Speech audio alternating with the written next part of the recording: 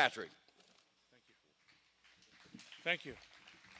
Mayor, thank you for having me down here, and all the attendants here, and Governor, thank you for coming, and Lieutenant Governor. To give you a little background on myself, I'm Patrick Lyons.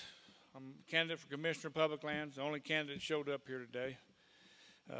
I'm a rancher in central eastern New Mexico. I have a ranch between Clovis and Tucumcari, and a lot of people ask me why I want this job again, because some people grow up, they want to be governor. Some people grow up, want to be U.S. Senator. I always want to grow up and be Commissioner of Public Lands. It was a passion. I love managing state trust lands.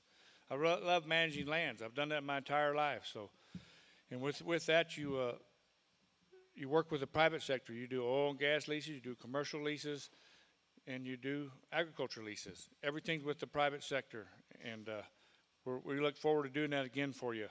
I support the oil and gas and mining industry. Mining is important. Oil and gas is important industries in this part of the state. We have a $1 billion surplus because of that to spend on things we really need around this state. Just to say a little bit about my opponent, and that's all I need to say, is she's anti-fracking, supported by anti-fracking groups. She wants to stop all water use by oil and gas companies, raid the permanent fund, raise royalty rates, extreme gun control. It just goes on and on. It's extreme left position. And that's why we're running. I don't need to say much more, except that the oil and gas is so important down here because 50% of Lee County state trust lands, 40% of Eddy County state trust lands. So about everything we do, a lot of it works on state trust lands. Got to go through state trust lands. New pipelines, oil and gas, and don't endanger the funding for education.